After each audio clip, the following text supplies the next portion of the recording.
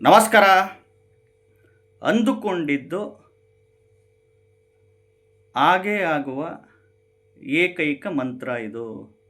ಅಂದುಕೊಂಡಿದ್ದು ಕೇವಲ 7 ದಿನದಲ್ಲಿ ಆಗುತ್ತೆ.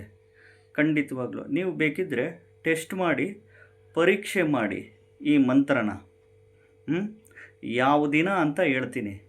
ಈಗ ನೀವೇನೋ ಅಂದ್ಕೊಂಡಿರ್ತೀರಪ್ಪ ಜೀವನದಲ್ಲಿ, ಏನೋ ಒಂದು ಅಂದ್ಕೊಂಡಿರ್ತೀರ. ನಿಮ್ಮ ಒಂದು ಅಂದುಕೊಂಡಂಥ ಕೆಲಸ ಯಾವುದೇ ಇರಬಹುದು, ಯಾವುದೇ ವಿಚಾರದಲ್ಲಿ ಇರ್ಬೋದು. ಅಂದುಕೊಂಡಿದ್ದು 7 ದಿನದಲ್ಲಿ ಆಗಬೇಕಪ್ಪ ಅಂದರೆ ಈ ದಿನ ಈ ಮಂತ್ರನ ಪಠಣೆ ಮಾಡಿ ನೋಡಿ. ನೀವು ಬೇಕಾದರೆ ಪರೀಕ್ಷೆ ಮಾಡಿ ನೋಡಿ.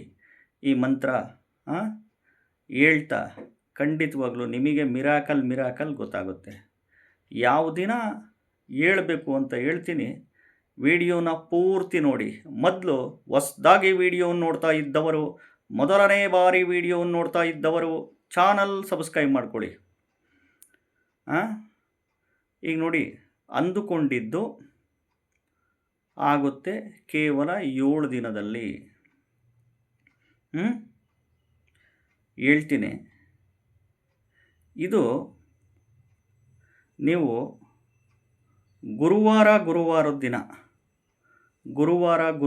ದಿನ ಬೆಳಿಗ್ಗೆ ಅನ್ನ ಮಾಡಿ, ಸಾಯಂಕಾಲ ಅನ್ನ ಮಾಡಿ, ರಾತ್ರಿ ಟೈಮನ್ನು ಮಾಡಿ, ಸ್ನಾನ ಮಾಡ್ಕೊಂಡನ್ನ ಮಾಡಿ, ಕೈಕಾಲು ಮುಖ ತೊಳ್ಕೊಂಡು ಮೌತ್ ವಾಶ್ ಮಾಡ್ಕೊಂಡನ್ನ ಮಾಡಿ, ಪೂರ್ವ ದಿಕ್ಕು ಅಥವಾ ಉತ್ತರ ದಿಕ್ಕು ಪೂರ್ವಾಭಿಮುಖವಾಗಿ ಅಥವಾ ಉತ್ತರಾಭಿಮುಖವಾಗಿ ಕೂತ್ಕೊಂಡು ಈ ಒಂದು ಗುರುವಾರದಂದು ಎಸ್ಪೆಷಲಿ ಗುರುಚರಿತ್ರೆ ನೋಡಿ, ಗುರುಚರಿತ್ರೆನ ಪಠಣೆ ಮಾಡ್ತಾ ಬನ್ನಿ. ಗುರುವಾರದಂದು ಗುರುಚರಿತ್ರೆನ ಪಠಣೆ ಮಾಡ್ತಾ ಬನ್ನಿ. ಖಂಡಿತವಾಗ್ಲೂ ಅಂದುಕೊಂಡಿದ್ದು 7 ದಿನದಲ್ಲಿ ಹಾಗೇ ಆಗುತ್ತೆ.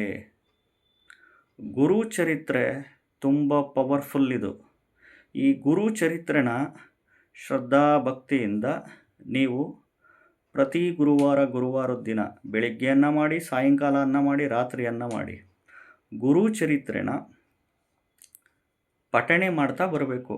ಯೂಟ್ಯೂಬಲ್ಲಿ ಹಾಕ್ಕೊಂಡು ಕೇಳೋದಲ್ಲ, ಪಠಿಸ್ಬೇಕು. ಗುರುಚರಿತ್ರೆ ಓದ್ತಾ ಬರಬೇಕು. ಮಾಡ್ತಾ ಬನ್ನಿ. 7 ದಿನದಲ್ಲಿ ನೀವು ಅಂದುಕೊಂಡಂಥ ಕೆಲಸಗಳು ಖಂಡಿತವಾಗ್ಲೂ ಹಾಗೇ ಆಗುತ್ತೆ. ಯಾವುದೇ ವಿಚಾರದಲ್ಲಿರ್ಬೋದು ಅಂದುಕೊಂಡಿದ್ದು. ಈಗ ನೋಡಿ, ನಾವು ಜ್ಯೋತಿಷಿಗಳಾಗಿ ಈ ಮಂತ್ರ ಹೇಳ್ಕೊಳ್ಳಿ, ಈ ಸ್ತೋತ್ರ ಹೇಳ್ಕೊಳ್ಳಿ, ಈ ಪೂಜೆ ಮಾಡ್ಕೊಳ್ಳಿ, ಇಂಥ ದೇವಸ್ಥಾನಕ್ಕೆ ಹೋಗಿ ಅಂತ ಹೇಳೋದು ಅಷ್ಟೇ ನಮ್ಮ ಕೆಲಸ ಜ್ಯೋತಿಷಿಗಳದು. ಯಾಕೆಂದರೆ ಜ್ಯೋತಿಷಿಗಳು ನಾವು ದೇವರೆಲ್ಲ ಪವಾಡ ಮಾಡೋರಂತೂ ಅಲ್ವಲ್ಲ. ಕತ್ತಲಿನಿಂದ ಬೆಳಕಿನೆಡೆಗೆ ಮಾರ್ಗದರ್ಶನ ಮಾಡುವ ಶಾಸ್ತ್ರ ಜ್ಯೋತಿಷ್ಯ ಅಂದರೆ ಇಷ್ಟೇ. ಜ್ಯೋತಿಷಿಗಳಾಗಿ ನಾವಿನ್ನೇನು ಹೇಳ್ಬಹುದು? ಈ ಮಂತ್ರ ಹೇಳ್ಕೊಳ್ಳಿ, ಸ್ತೋತ್ರ ಹೇಳ್ಕೊಳ್ಳಿ, ಈ ಪೂಜೆ ಮಾಡ್ಕೊಳ್ಳಿ, ಇಂಥ ದೇವಸ್ಥಾನಕ್ಕೆ ಹೋಗಿ ಬನ್ನಿ, ನಿಮಗೆ ಒಳ್ಳೆಯದಾಗುತ್ತೆ ಅಂತ ಹೇಳೋದು ಅಷ್ಟೇ ನಮ್ಮ ಡ್ಯೂಟಿ. ಇವಾಗ ಡಾಕ್ಟ್ರ್ ಹತ್ರ ಹೋದಾಗ ಡಾಕ್ಟ್ರ್ ಏನು ಮಾಡ್ತಾರೆ? ನಿಮ್ಮ ಕಾಯಿಲೆನ ಕೇಳಿಬಿಟ್ಟು ಮೆಡಿಸಿನ್ ಬರ್ಕೊಡ್ತಾರೆ. ಮೆಡಿಕಲ್ ಪ್ರಿಸ್ಕ್ರಿಪ್ಷನ್ಸ್ ಚೀಟಿಯಲ್ಲಿ ಬರೆದು ಕೊಡ್ತಾರೆ. ತಗೊಂಡೋಗಿ ನುಂಗಬೇಕು. ಇಲ್ಲ ಬ್ಲಡ್ ಟೆಸ್ಟ್ಗಳು ಮಾಡಿಸ್ತಾರೆ, ಇಲ್ಲ ಸ್ಕ್ಯಾನಿಂಗ್ ಮಾಡಿಸ್ತಾರೆ. ಸ್ಕ್ಯಾನಿಂಗು, ಬ್ಲಡ್ ಟೆಸ್ಟ್ಗಳು, ಇನ್ನೊಂದು ಟೆಸ್ಟ್ಗಳು ಇವೆಲ್ಲ ಮತ್ತೊಂದು ಮಾಡ್ತಾರೆ ಅಷ್ಟೇ. ಅದನ್ನು ನೋಡಿ ರಿಪೋರ್ಟ್ ಬರ್ಕೊಡ್ತಾರೆ ಅಷ್ಟೇ ಡಾಕ್ಟ್ರುಗಳು. ಉಳಿದಿದ್ದು ಮೆಡಿಸಿನ್ ತಗೊಂಡು ನುಂಗಿ ಕಾಯಿಲೆ ವಾಸಿ ಮಾಡ್ಕೊಳ್ಳೋದು ನಿಮ್ಮದು. ಇಲ್ಲ ಡಾಕ್ಟ್ರ್ ಹತ್ರ ಹೋಗಬಾರ್ದು ಅಂದರೆ ನಿಮ್ಮ ಆರೋಗ್ಯ ನಿಮ್ಮ ಕೈನಲ್ಲಿ. ಉತ್ತಮ ಆಹಾರಗಳು ತಿಂದು ಬದುಕಬೇಕು. ಇಷ್ಟೇ ಸಿಂಪಲ್. ಇದು ಒಂದು ರಿಲೇಟೆಡ್ಸು. ನೀವು ಪ್ರತಿ ಗುರುವಾರದ ದಿನ ಗುರುಚರಿತ್ರೆನ ಓದ್ತಾ ಬನ್ನಿ, ಪಠಣೆ ಮಾಡ್ತಾ ಬನ್ನಿ. ಖಂಡಿತವಾಗ್ಲೂ ಅಂದುಕೊಂಡಿದ್ದು ಒಳ್ಳೆಯದಂತೂ ಖಂಡಿತವಾಗ್ಲೂ ಹಾಗೇ ಆಗುತ್ತೆ. ಈಗ ಇವನ್ನೆಲ್ಲ ರೂಢಿಯಲ್ಲಿ ಇಟ್ಕೊಬೇಕು.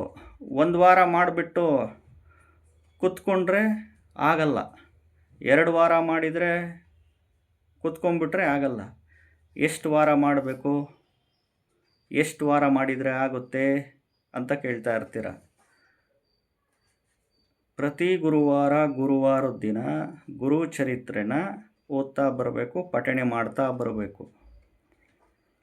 1 ವಾರದಲ್ಲೇ ಬರ್ಬೋದು, 2 ವಾರದಲ್ಲೇ ಬರ್ಬೋದು, 1 ದಿನದಲ್ಲೇ ಬರ್ಬೋದು, 2 ದಿನದಲ್ಲೇ ಬರ್ಬೋದು. ನಿಮ್ಮ ಒಂದು ಕರ್ಮಗಳ ಅನುಸಾರ, ನಿಮ್ಮ ಒಂದು ಕರ್ಮದ ಅನುಸಾರವಾಗಿ ಫಲ ಅಂತೂ ಖಂಡಿತವಾಗ್ಲೂ ಸಿಕ್ಕೇ ಸಿಗುತ್ತೆ. ಇದನ್ನು ರೂಢಿಯಲ್ಲಿಟ್ಕೊಬೇಕು. ಪ್ರತಿ ಗುರುವಾರದ ದಿನ ಕಂಪಲ್ಸರಿ ಗುರು ಚರಿತ್ರೆ ಓದ್ತಾ ಬರಬೇಕು, ಪಠಣೆ ಮಾಡ್ತಾ ಬರಬೇಕು. ಆವಾಗ ಅಂದುಕೊಂಡಿದ್ದು 1 ದಿನಕ್ಕೆ ಆಗ್ಬೋದು, 2 ದಿನಕ್ಕೆ ಆಗ್ಬೋದು, 7 ದಿನಕ್ಕೆ ಆಗ್ಬೋದು. ಖಂಡಿತವಾಗ್ಲೂ ಒಳ್ಳೆಯದಂತೂ ಹಾಗೇ ಆಗುತ್ತೆ. ಇಷ್ಟೇ ಜ್ಯೋತಿಷ್ಯ ಅಂದರೆ, ಇಷ್ಟೇ ಸಿಂಪಲ್. ಮಾರ್ಗದರ್ಶನ, ಗೈಡೆನ್ಸ್. ಅದಕ್ಕೆ ಹೇಳ್ತಾ ಇರ್ತೀವಿ, ಯಾವ ಜ್ಯೋತಿಷ್ಯಗಳು ದೇವರಲ್ಲ, ಯಾರೂ ಪವಾಡ ಮಾಡಲ್ಲ, ಓನ್ಲಿ ಫಾರ್ ಮಾರ್ಗದರ್ಶನಗಳು ಅಷ್ಟೇ. ಇಂಥದ್ದು ಮಾಡ್ಕೊಬೇಕು. ಇನ್ನು ಕಷ್ಟಪಟ್ಟು ಬೆವರು ಸುರಿಸಿ ಉದ್ಯೋಗ, ವ್ಯಾಪಾರ, ವ್ಯವಸಾಯ, ಕೃಷಿ ಮಾಡಲೇಬೇಕು.